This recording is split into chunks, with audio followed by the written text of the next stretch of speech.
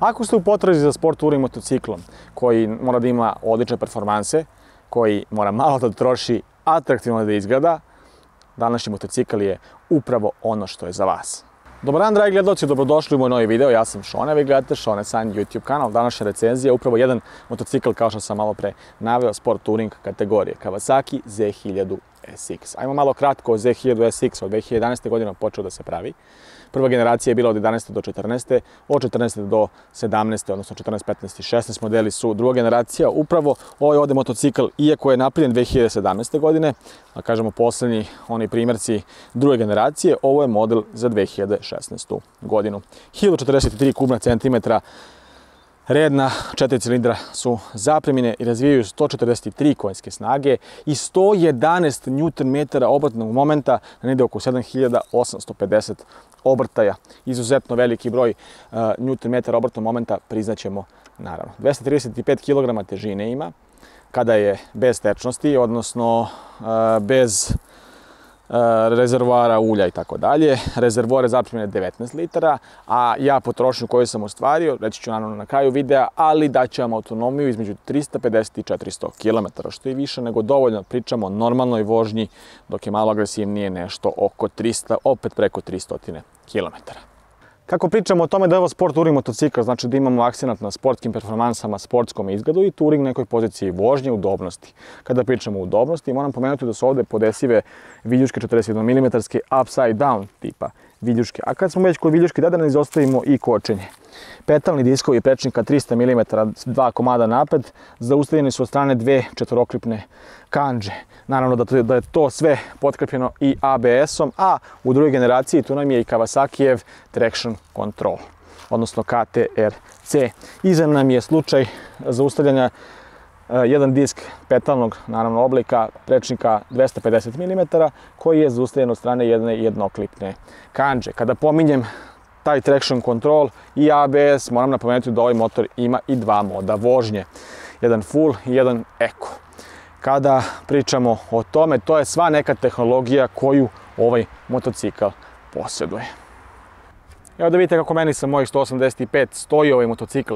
Visina sedenja na 82 cm, pogodna je za vozače svih visina, a oni malo viši neće delovati sitno u odnosu na motor, odnosno motor neće delovati sitno u odnosu na njih. Zašto? Pa pre svega zbog masivnosti ovog 19-litraškog rezervoara, a i same pozicije sedenja. Kao što vidite, sport touring pozicija sedenja. Ono što je karakteristično takođe je da ima dva izduva, znači sa obe strane po jedan izduv. Na ovom modelu ovdje imamo konkretno XL topove, a i još jedna bitna stvar, pošto je ovo touring motocikl, imamo podesivo po visini ovo ovde, odnosno vizir. Tako da će taj vizir biti pogodan kako za gradsku vožnju, tako i za autoput. Mislim da sam dosta dovoljno rekao o ovom motociklu, ajde da ga čujemo samo malo i da pređemo na vožnju. Jako lep Kawasakijev zvuk, ovdje imamo katalizator, da ne zaboravim.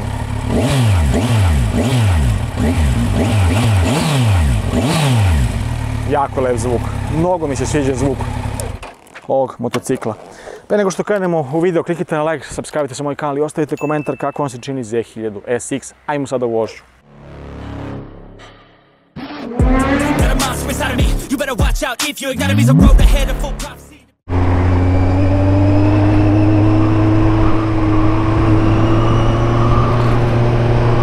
Sipao sam malo goriva i rešio sam da ovu recenziju krenem malo drugačije, obzirom da se radi o sport touring motoru, odnosno motociklu koji je namenjen kako za ovakvu vožnju, tako i za putovanje. Ono što je dobra stvar je da je podesiv vizir po visini, te ćete za neku turu moći da ga podesite da bude mnogo viši ukoliko ste na autoputu, ukoliko ste u gradu kao sad. On je u tom slučaju, mislim ja sam ga u tom slučaju spustio da to bude malo niže.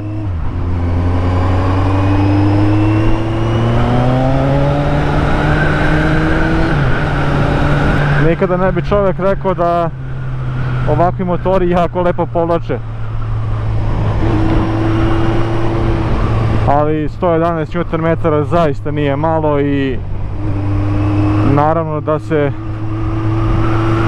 sa 111 Nm očekuje dobro ubrzanje, što je i slučaj sa ovom mašinom. Perfektan menjač da ga vozim već nekih 500 km. Sad je podešen po visini za autoput. Pošto ćemo izaći malo na autoput, malo da se promeni ta koncepcija recenzije i svega, i sad sam trenutno namjerno sa suvozačem, bit ću naravno u recenziji i bez, odnosno bit ću i sam, ali sad sam trenutno baš onako ciljano sa suvozačem, obzirom na to da velika većina ljudi i putuje sa suvozačem, oni koji putuju. Šta je bitno kod tog dijela naglasiti, da je veoma udobno, debelog ispuna sedište koje je preudobno kako za vozača tako i za suvozača, i nije ni čudo što je ovo jedan od najpopularnijih sport touring motocikala.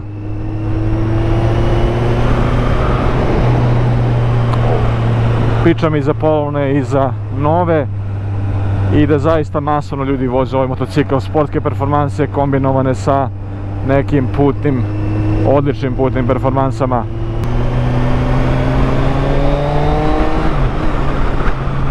Ja i dalje ne mogu da verujem koliko je dobar menjač na ovom motociklu. 60.000 km je prešao, ali pravih naravno, ali kao da je prešao 30.000.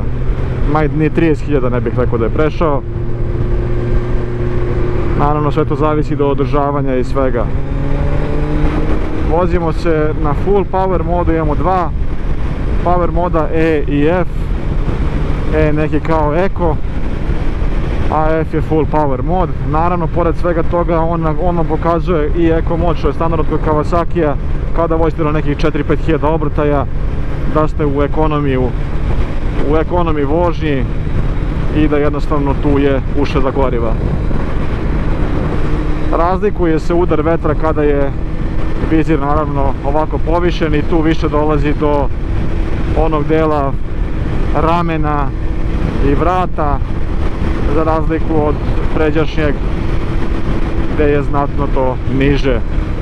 Naravno može se kupiti još drugačiji vizir sa uglom do ovdje i dodate onaj nastavak da nemate uopšte udare vetra.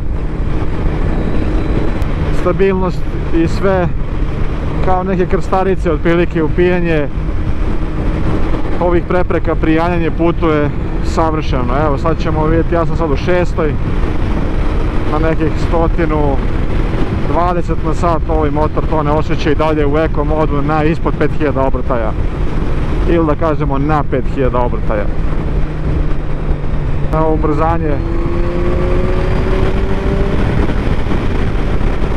111 Nm je propisano, na koliko se sećam, nekih između 7 i 8000, 7850 obrtaja, ali od 4000 se već osjeća lepo ubrzanje, i to smo u 6. stepenu prenosa.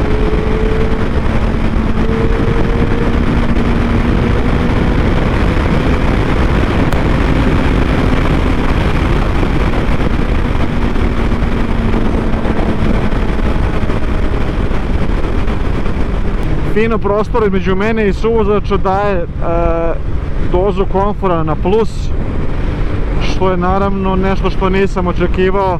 Fizički su razdvojena sedišta, tako da je to onaj deo akcenta sportskog sedenja, ali ne pod napadnim uglom. Kada pričam već o tome, ajde ispričat ću i malo o poziciji koju ja trenutno imam.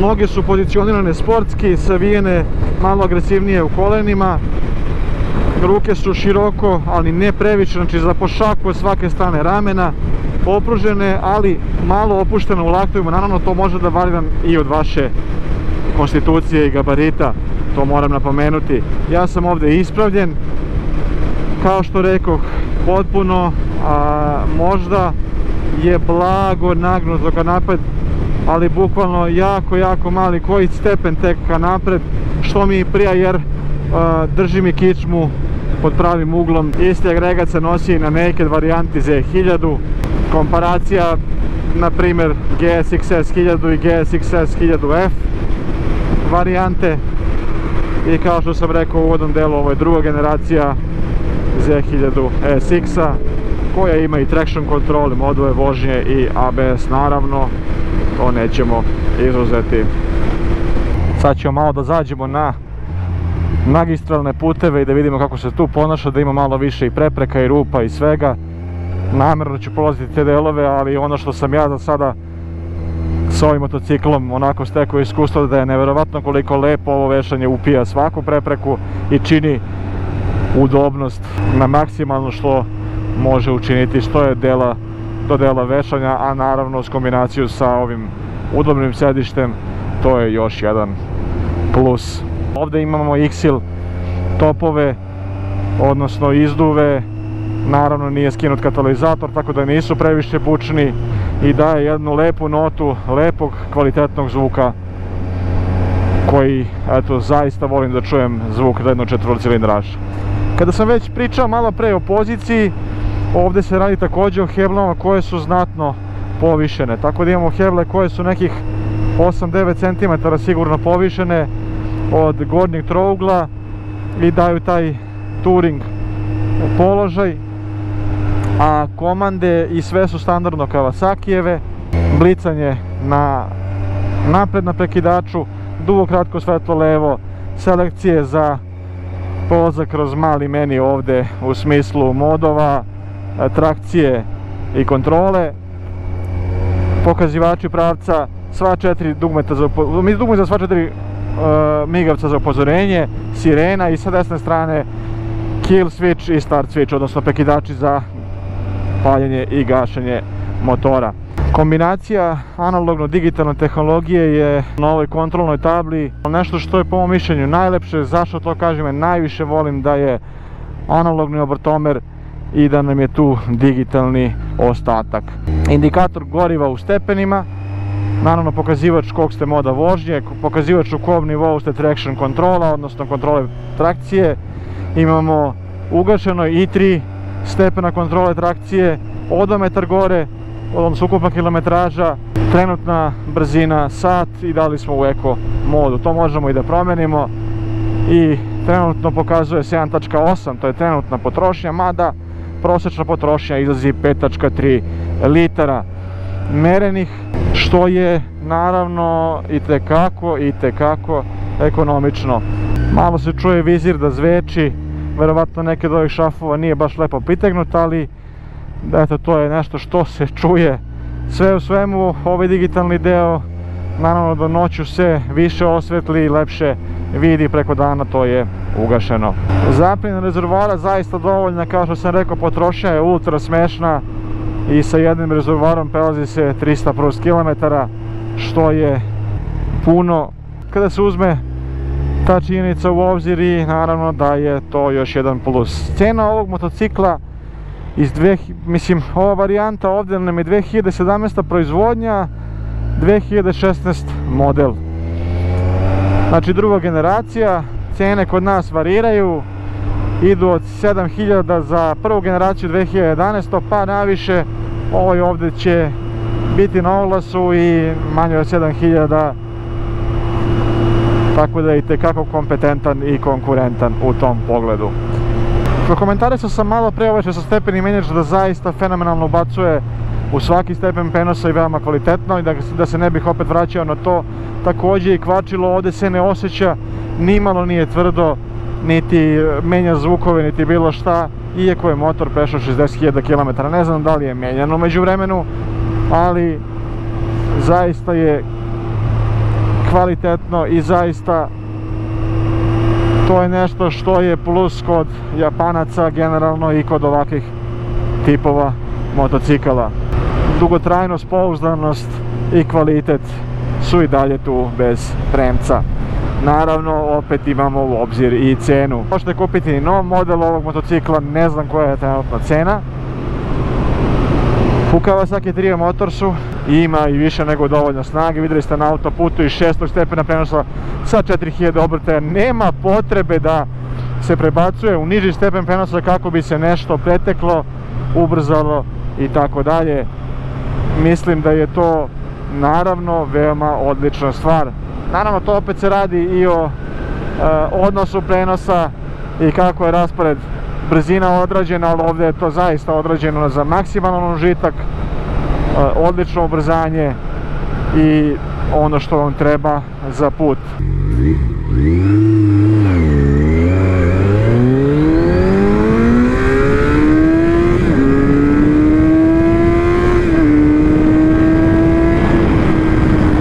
kočenje.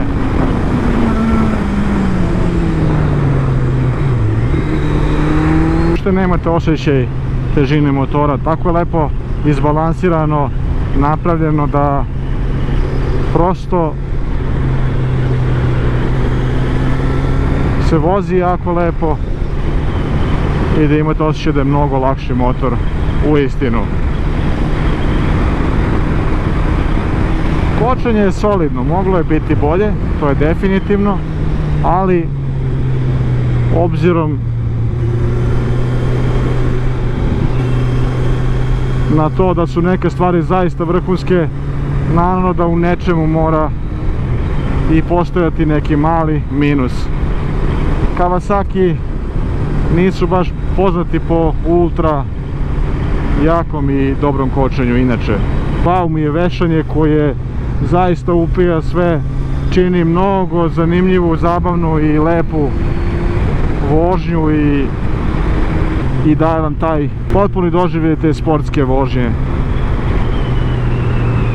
Prosto onaj ko hoće da ima i akcenat sportske vožnje može to imati sa ovim motorom. Ujete, nekome ispali blokovi, brat. Može to imati sa ovim motorom, a ujedno i putovati i uživati i u tom delu. Nevjerovatno. Veliki stepen okretanja upravljača je također nešto što je poželjno da imate. Opa, baju! Bez zaleganja, ljudi.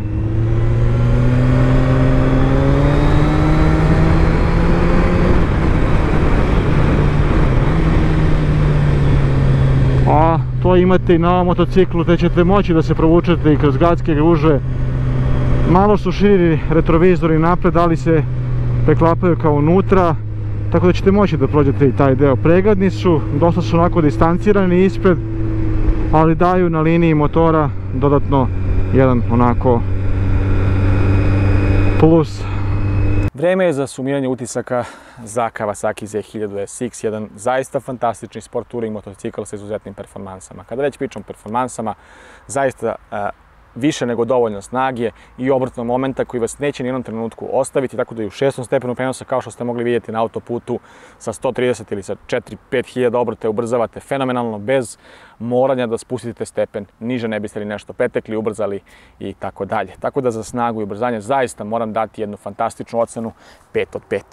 Izgled je nešto što je karakteristično za ovaj motocikl i zaista doprinosi i ovaj vizir tom izgledu, te će malo agresivnije izgledati. Po mom mišljenju lepše će izgledati sa vizirom u gornjoj poziciji, ali naravno i kada je zatanjen mogu da zamislim kako te tada izgleda. Jako lep motocikl koji itekako privlači pažnju drugih ljudi u smislu da im se sviđa ovaj motocikl. Kada pričamo već o svemu tome šta je bitno, bitna je ekonomija. Ovakav jedan motocikl polovan košta negde oko 8000 evra. Ovaj primjerak je nešto jeftiniji na oglasima, ali kada već pričamo o toj drugoj strani ekonomije, zaprimljen rezervoar od 19 litara daće vam nepunih 400 km autonomije, odnosno 350 zagarantovano neke normalne osadnje vožnje sa suvozačem i prtljagom, što je zaista ultra ekonomično. Agresivnija vožnja, nešto između 6 i 7 litara, što je sasvim prihvatljivo za ovakav motocikl. Vešanje će vam omogućiti da se zaista vozite savršeno, jako se lepo vozi, upravljivost je nenormalno dobra, precizno i sve se upija fenomenalno, bilo da ste sami ili sa suvozačem, što znači da su i napred i pozadnje vešanje zaista perfektni. Za vešanje moram dati ocenu 5 od 5. Veliki ugao okretanja upravljača, također će vam po gradu dozvoliti neko manevrisanje, s tim da ćete možda imati problem sa retrovizorima koji su onako možda malo niži u tom segmentu, ali ono što je dobro što mogu da se preklape jako brzo i vrlo lako.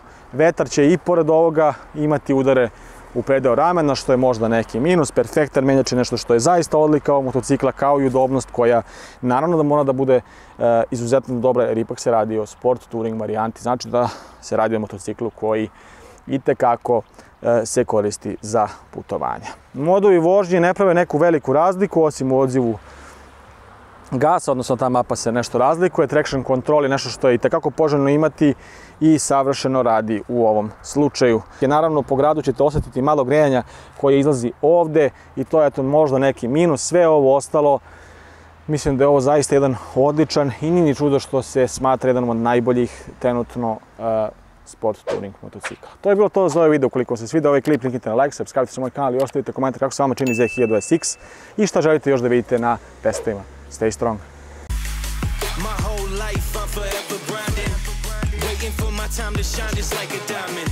When life is rough and I ain't with that funny stuff, I use it all as motivation, but it's hard to have the patience. Watching time fly by might be the hardest thing I have to do in life. Frustrated that I ain't where I want to be.